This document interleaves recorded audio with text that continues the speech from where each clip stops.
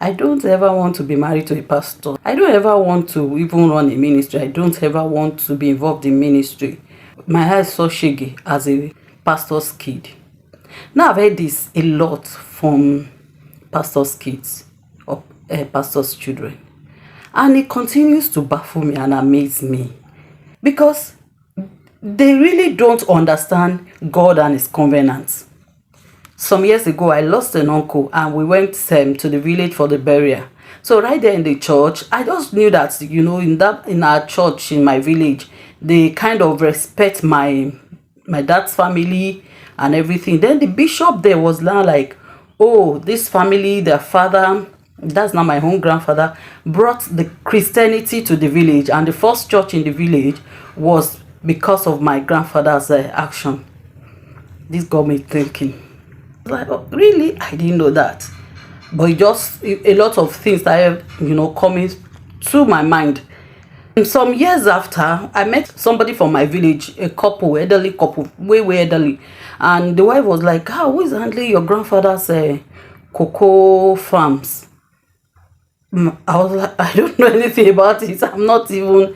And then the husband replied and said, oh, their grandfather never really went so much into farming because he was more involved in Christianity and going about Christian business. Then I knew I had a covenant I needed to plug into. So I started praying, and I was always telling God, I said, God, I don't know the covenant you entered with my grandfather, but for him to bring Christianity to my village, then, God, there's a covenant, and I'm plugging into this covenant because your boss call him Adumbari Matoshi. It's the person that you go on a journey with, and you can be sure you will not experience a loss. Another name that your boss call God is Atoba Showo Makpadanu. That means you can enter into a business deal with God, and you will come out with gain and no losses. And so I started praying. Now, I'm not kidding you.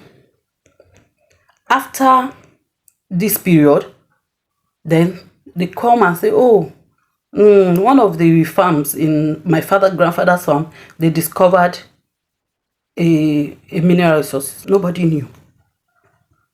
But this God always reward.